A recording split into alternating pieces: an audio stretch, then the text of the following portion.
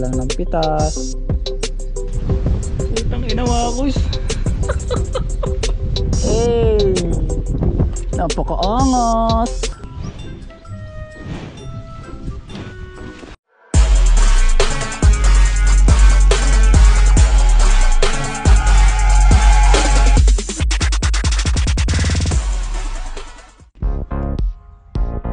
Sa wakas, nagbukas na muli ang portal at nakalipat na tayo sa bagong spot.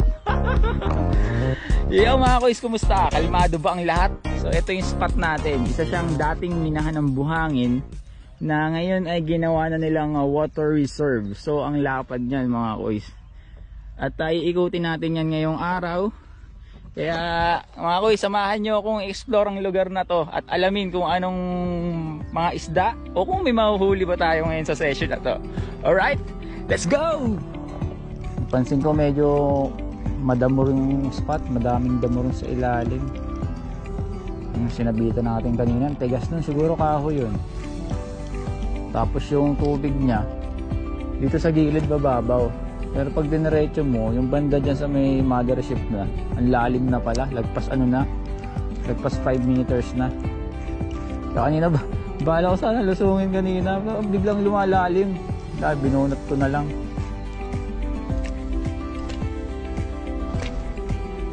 Mga kuys, may nakita akong ano dito, wild berry bushes. Ayan, oh ha. Safe yan, pas yan mga kuys. Oh. Tikman natin kung anong lasa ba.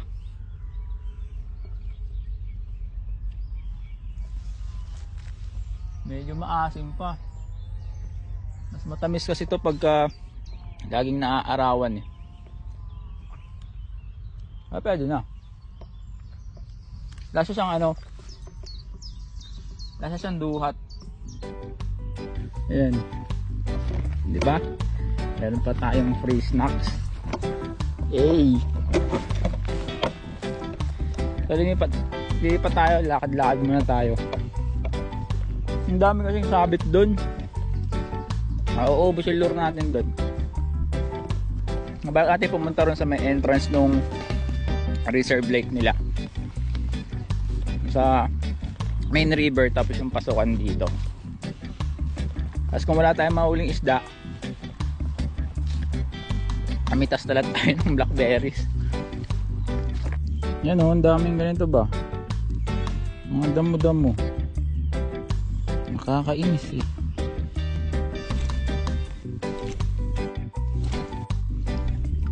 Wala, kada kas talaga may damo. Paano ko naman gaganahan yun?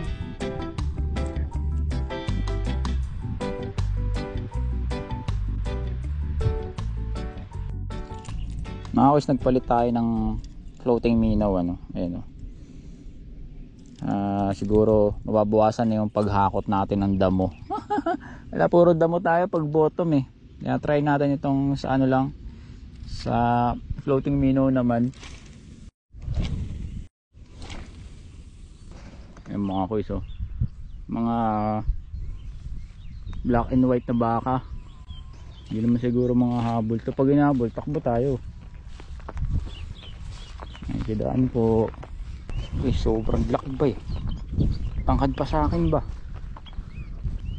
Tara, hula natin silang gambalain. Nakatawid naman na tayo. Diba? At samanat tingin niya eh. Kala niya sino kaya ito, nantitrip to ah. Yan, nakatawid na tayo. Pero nakatingin pa rin siya oh. Loko to ah. Yan mga kuys, nakarating tayo doon sa entrance. O yan o, yung entrance ng ilog, yung labas na yan, main river na yan. Papasok doon sa may reserve. Nino pa rin kasi ang dami talagang damo eh.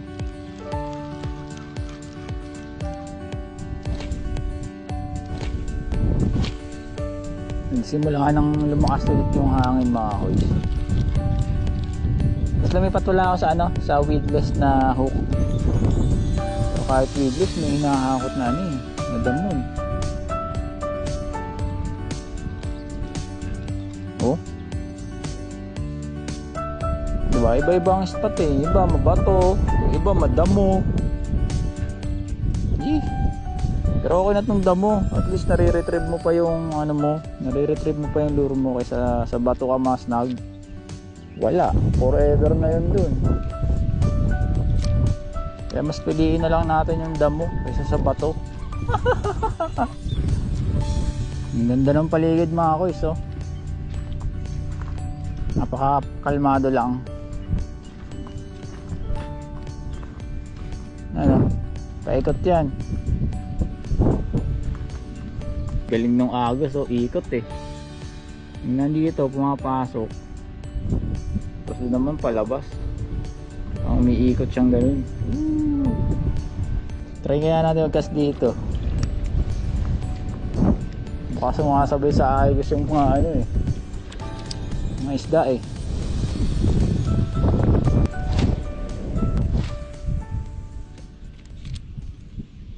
Mga kuys, at dahil wala tayong makuhang isda, mag-harvest na lang tayo ng mga wild blackberries. Ang dami oh. Jackpot tayo dito bay. Pag mas maitim, ibig sabihin mas matamis. Ito na lang kunin natin, wala tayong mahuling isda eh, 'di ba? At least harvest pa rin tayo. Hindi nga lang isda, pero isa ring masustansyang pagkain, 'di ba? Wow, blackberries. Ganun lang, meron na tayong free source of antioxidant and vitamins and minerals with Tongkat Ali. Talaga naman, dalawa kamay pa pagpitas. Dami, yan tagal pag isa-isang kamay lang eh. Ayun, pitas ka lang ng pitas. Wala, zero man sa isda mga kuys, pero ayan ang nahuli natin oh. Diba? Juicy.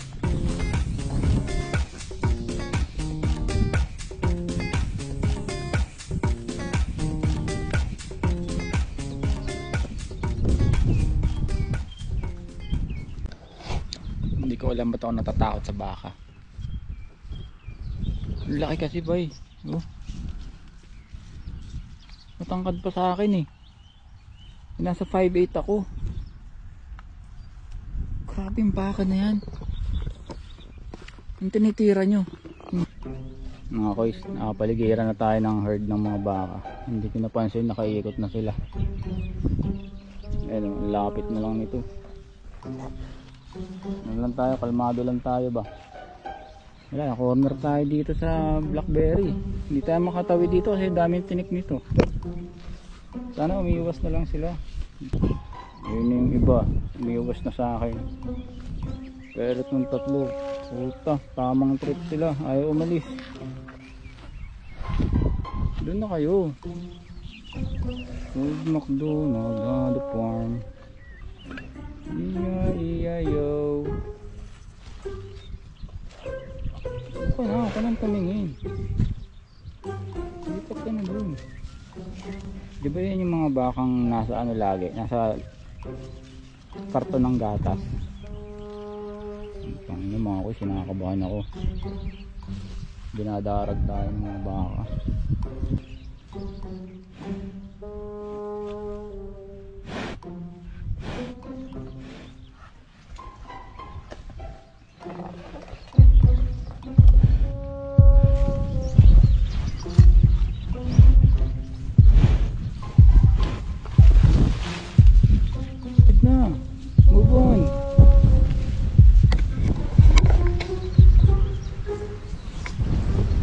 Inamakos. Grabe, kinakabahan ako. Grabe itong mga ito.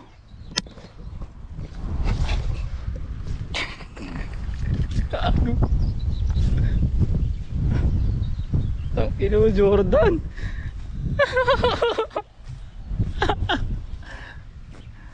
Ang saya sa pakiramdam, nagtawiran na sila ba? Takina. Iniisip ko na kung tatalon ako dito sa mga tinik eh. Grabe yung isa, lumapit talaga sa akin.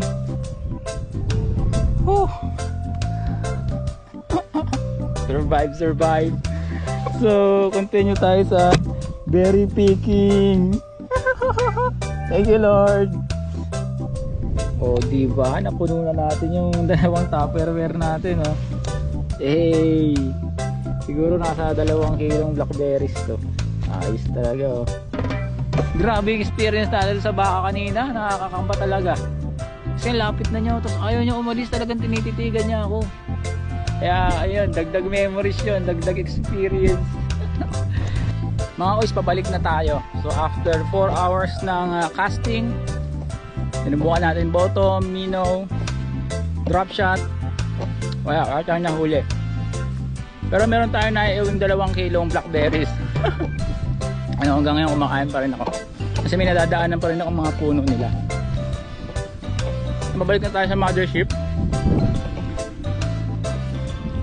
Yung mga tropa nating baka nakatawid na rin, kaya wala na tayong dapat alalahanin pa. Grabe yung kanina. Nakakabang experience yun. Yung pakiramdam nun eh, yung parang unang beses ako inabol ng aso. Yung bata ako. Grabe. Buti hindi sila masyadong aggressive ba. Nandun na sila, oh, sa kanilang waiting area. Hindi na sila makakatawid dito, kaya malakas na loob ko. Kaya sila nag-uwi na sila sa mga kanilang lugar. Siguro mamamahinga muna sila dito, magpapalipas ng init. Tayo naman, babalik na tayo dun sa ating mothership. Yan. Kakaiba nga pala ang ating mode of transportation ngayong araw na to. Ayan, oh. Isa itong DIY ferry station. Oh, yan. Silahin mo lang yung kabilang line para makatawid ka road sa kabila. Eh, diba? Ang lupit to. Hey! Napakaangas! Bang! Saka tayo tatawid dahan-dahan. Eh, diba? Parang pirata lang, akit barko. Yan, tapos i-secure na natin to dito. Yun na nga, isa na namang kakaiba at nakakakabang session ang nangyari sa atin ngayong araw, no? Patunay na kada araw ay iba-iba ang pwedeng mangyari. Parang sa buhay natin, bawat tao may kanya-kanyang kwento yan. Kaso nga lang madalas, meron tayong tinatawag na attitude of comparison o yung pagkumpara natin sa buhay ng iba. Kung bakit ganito siya, ako ganito lang. Kung bakit nandun na sila, ako nandito pa lang. Mga kuys, tandaan natin na God's timing is always perfect, no? Yung nangyayari sa kanya, sa akin, sa'yo, nakaplano na yan lahat. Kaya yung mga bagay na gusto nating maabot o hinihiling nating makuha, samahan lang natin ng dasal at ng gigil sa pagkilos. Mangyayari yan. Sa tamang panahon, paghanda ka na, i-harvest mo na rin ang resulta ng iyong pag-grind. Mga kuys, salamat sa pagtambay at abangan na lang natin ang mga susunod pa nating session. Alright? Peace!